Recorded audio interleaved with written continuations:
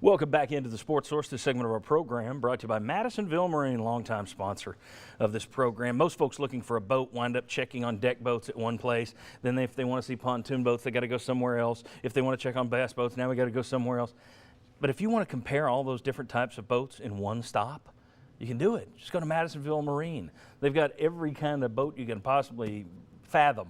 Madmarine.com is where you can learn more, but they are located at 411 North down in Madisonville. Huge showroom to have all those different types of boats. Go check it out for yourself. There is no better place to buy a boat. And I got no better panel than these guys. Well, I don't want to say that because the other guys are over there, but anyway. Sterling Hinton, former Vol quarterback. Daniel Hood, former Vol defensive lineman. Josh Ward, right down there. You're not former anything. You're current radio host. I'm here, man. You're here. And then David Ligon back with us again. All right, in this segment, I'm going to throw out a topic or a question, and I want one word answer from you guys, and then I'll give you a sentence to kind of explain that one word. But Sterling, I'm going to start with you. The Vols have had to reshuffle their offensive line. Let's take a look at this graphic if we've got it. I think we've got it. Here you go. Hey, there it is. All right. So with Drew Richmond suspended, Brett Kendricks moving to the left tackle spot, Jack Jones or Vincent Boulware is going to get the start at left guard. Not sure yet. Joshawn Robertson starts at center, not Coleman Thomas. They've moved Robertson to center. Trey Smith, the true freshman at right guard. Marcus Tatum takes over at right tackle. He would have normally been behind Brett Kendrick at right tackle if Richmond hadn't been suspended. It's a lot of movement. Everybody counted on the offensive line to be a cohesive unit this year, and you've had a lot of shifts and changes. So my question, Sterling, the offensive line in one word. Step up. Hyphenated.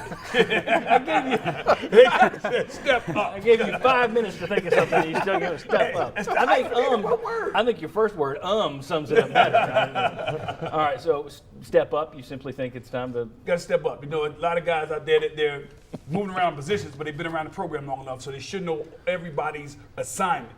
Play assignment football. Put your pad. The guy doesn't have your jersey on. Something's good's going to happen. All right, Daniel Hood. One word on the offensive line. Going with Fido. From former coach Darren Dooley, just forget it, drive on. You know, you're used to it last year. You had a bunch of these things come up. You got a lot of guys with a lot of playing time already. You're in the same system for so many years. Fido, forget it, drive on. All right, so we've had a hyphenated word and an acronym so far. So you guys have already learned to game the system. We got to step up and Fido. Well, Josh. I promise I'm not stealing this. My word is It really is. It's 1 U, 5 M's, because you have to reshuffle all of these guys around, and the talent's there, the ability that these guys possess. We've seen it, but we've also seen them in and out of practice for a month. Guys are moving around a week to go. Marcus Tatum hasn't played that much, so I don't know, shoulder shrug emoji would be my other use. And then we got an emoji thrown in. Former offensive line, David Ligon. Hopeful. Okay. And the reason why is while you're only as good as your last time out, you've had a full year, you've had the continuity. Yes, you're getting a new offensive coordinator, but they're not changing things drastically in the offense. And while, yes, there is the shuffling around on the offensive line, we as offensive linemen pride ourselves in being versatile. So if you're playing left guard, you should also be able to play right tackle. If you're a center, you should be able to bump out and play left tackle. You can do those types of things. And they've talked about this as a group, not just 5 guys, but the first 7 and being interchangeable. So hopeful. Hopeful, okay. I like it. Very good. So we had step up, Fido, and hopeful. Now we'll come back the other way. I'm not going to start with you on this one. We'll finish doing this. The Vols will win. Why? In a word. One word why they win.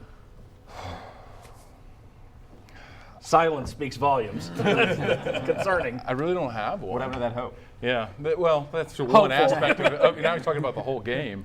I don't know. Run game, I guess, is what I'm going to have to go with. No, it's 2 words, but it's Just an aspect of the game. Rushing. Rushing. Okay. There you go. All right, Josh, in a word, why does Tennessee win this game?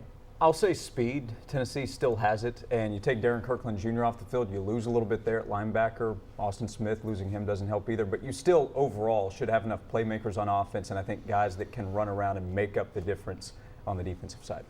Daniel Hood, in a word. I'm going with Jones, and you got to go with Coach Jones. I think when you look at his record coming off more than a week to prepare against these big teams, his record really speaks for itself. You got Virginia Tech last year. You got the bowl games the past 3 years. So I got to go with Coach Jones. All right, Sterling Hinton, in a word, why do the Vols win? Because, that's right, we're going to win because we are Tennessee. Period. That's We're a taking real the team. analysis. That's what the analysis is. The analysis side is Georgia Tech's got a T on their helmet that we want.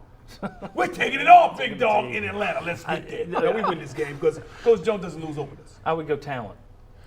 Talent. If Tennessee wins this game, it's because they've got more talent. They've had the higher, like Georgia Tech's got a system that works. Paul Johnson's used it for years. He's been successful with it. He was 3-0 against the SEC East last year. Georgia, Kentucky, Vanderbilt all lost to this team. But at the same time, I think Tennessee, with the recruiting they've done, they have the talent. The problem is it's just inexperienced talent. We don't know what they're going to look like at starters in a lot of these important positions, but talent. All right, very good, guys. When we come back, the Vols and Yellow Jackets by the numbers. We play a little over-under. We got tons more to come on the Sports Source.